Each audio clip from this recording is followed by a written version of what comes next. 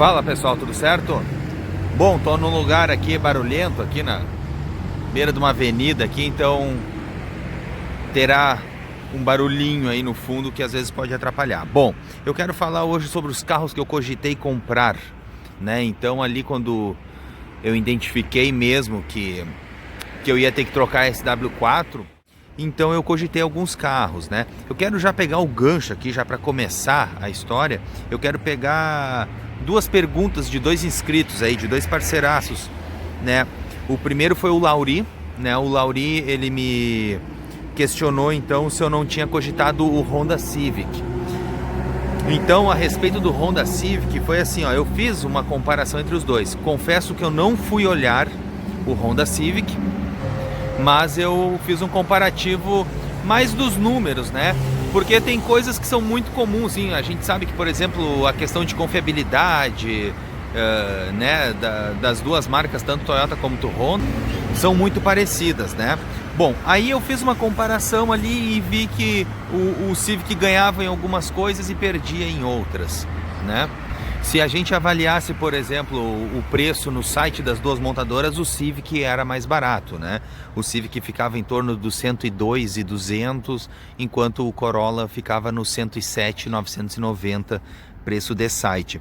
Aí o motor, né? O Civic ainda usa o mesmo motor 2.0 lá da geração de 2015, 16, e eu não me importo quanto a isso, né? Porém, com a nova geração do Corolla oferecendo um motor novo, uma motorização 2.0 nova, aí realmente o Civic ficava com os números um pouco inferiores, mas é tudo coisas, é muito pouco mesmo. Quanto a potência e torque, né? O Corolla tinha um pouquinho mais de vantagem para o Civic, né? A questão do câmbio também foi uma coisa que pesou, né? Em câmbio do Corolla, que é um câmbio novo e tal, então também isso pesou.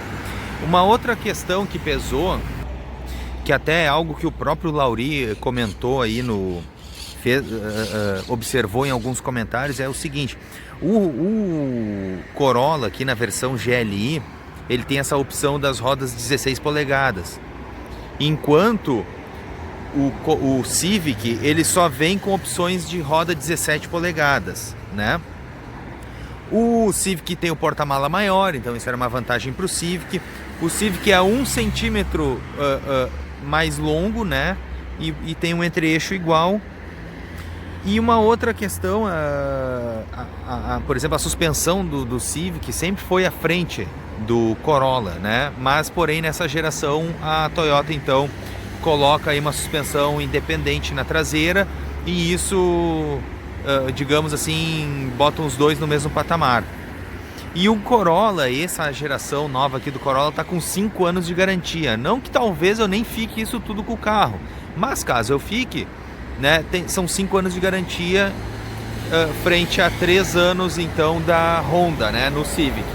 E aí, como eu fui então primeiro lá na Toyota, acabou que, como eu fiz o vídeo ali de como que foi a negociação da SW4, né, da venda da SW4, eu expliquei como que foi a negociação então com o Corolla, né? Eles tinham o Corolla GLI à pronta entrega, fizeram um preço mais barato na nota fiscal, né? Segundo a desculpa deles lá, eles só estavam fazendo toda fizeram toda aquela negociação porque eles queriam a minha caminhonete no pátio deles como semi-nova, então era isso, porque se eu chegasse lá com dinheiro à vista, eles não me fariam 100 mil reais em nota fiscal como foi feito aqui nesse Corolla GLI, né? Então, enfim, seja lá balela ou não sei como é que ficou. Também cogitei, aí agora falando um pouco sobre sedãs, eu também tinha cogitado a possibilidade de pegar um usado, né? Um seminovo, enfim. Eu cogitei essa possibilidade. Também cogitei a possibilidade de até pegar um carro um pouco menor. Eu até cheguei a pensar num tipo um Onix, esse Onix, o sedã, né? O Prime, aquele topo de linha. Só que aí avalia daqui, avalia dali, não vale a pena, né? Porque são carros que não saem tão barato assim. E aí por um pouco mais tu pega outra linha de carro muito melhor, ao meu ver, né? Aí outro inscrito aí, parceirão também, que atende pelo nome de Navegantes 1102, né? Ao certo eu não sei o nome dele. Se identifica aí, pô. E aí ele me questionou a respeito do Creta 2.0, se eu não havia cogitado a possibilidade do Creta 2.0. Então, aí é que tá. Eu, no meu caso, foi assim, ó, a primeira coisa que eu comecei a pensar foi em SUV. Só que assim, ó, meu problema hoje que eu tenho na minha garagem não tem SUV que se adeque à minha necessidade. Por quê? Porque a abertura de porta-mala, por exemplo, que é da construção de um SUV, igual a minha garagem fica apertada. Por mais que eu compre um carro muitos centímetros menor que em termos de comprimento do que a SW4, eu sempre vou ter essa questão da abertura do porta-mala, porque é da construção do carro, né? Então, todos os SUVs ficaram fora, né, das minhas possibilidades. Mas eu cogitei alguns sim, tá? Antes eu cheguei a sonhar em manter na linha SUV. E aí sim, o Creta, eu avaliei 3, né? Eu avaliei o Creta, o Kicks, porque o Kicks na verdade estava fora das minhas possibilidades, assim, que eu digo porque mas é Nissan. Tá, cara, mas todo mundo sabe que a Nissan aqui é Renault, entendeu? Então tu tá comprando um Renault com carcaça de Nissan. E aí, tipo assim, nada contra carro francês, mas nada a favor também. Então, só que aí eu andei com um cliente meu e ele tem uma Kicks. E aí andei na Kicks e gostei muito da Kicks, né? Então, assim, a questão ali ficou... Eu cogitei a T-Cross, né? A T-Plástico, a Creta, a Kicks, e aí ficou até aquela a Tracker, né? Também. Mas aí, assim, por exemplo, a T-Plástico, ela fica mais cara do que o Corolla. Ela fica ali, uma Comfort Line, fica na faixa aí dos 110 mil. Aí a Creta, ela fica ali na faixa dos 108, 990. Então ela bateria a orelha aqui com o Corolla, né? Porém, então assim, falando um pouquinho aqui da Creta, que foi o questionamento do Navegantes 1102.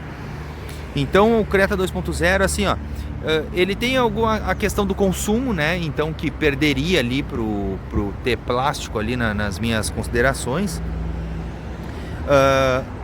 O motor... os números são muito parecidos, né? Porém a Creta ganha em potência para ter plástico, né? Enfim, mas aí em função dessa minha questão aí que eu acabei de explicar, os SUVs acabaram caindo fora, né? Das minhas possibilidades aí, porque realmente eu teria sempre esse problema do porta-malas. Eu teria que partir ou por um carro hatch, né? Que aí sim eu poderia. E aí eu até pensei num tipo um Cruze, uma coisa assim, mas aí também, tipo assim, ó, o preço de um Cruze hatch nem precisa ser o pica das galáxias.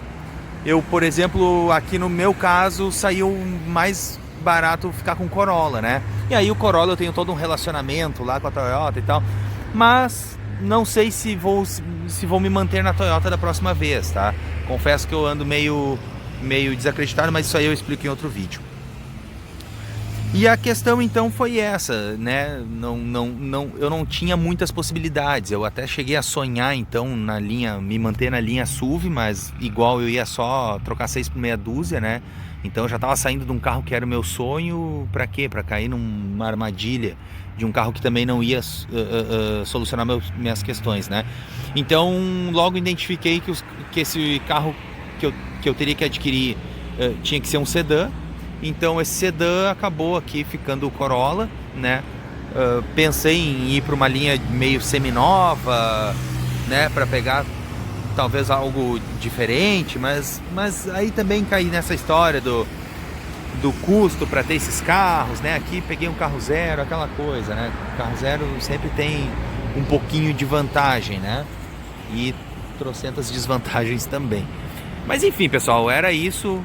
Então aqui eu queria pincelar aí essa questão das escolhas que eu tive e por que eu escolhi o Corolla e por que eu não fui para outro carro, né? Um forte abraço, até a próxima. Muito obrigado pela audiência de todos.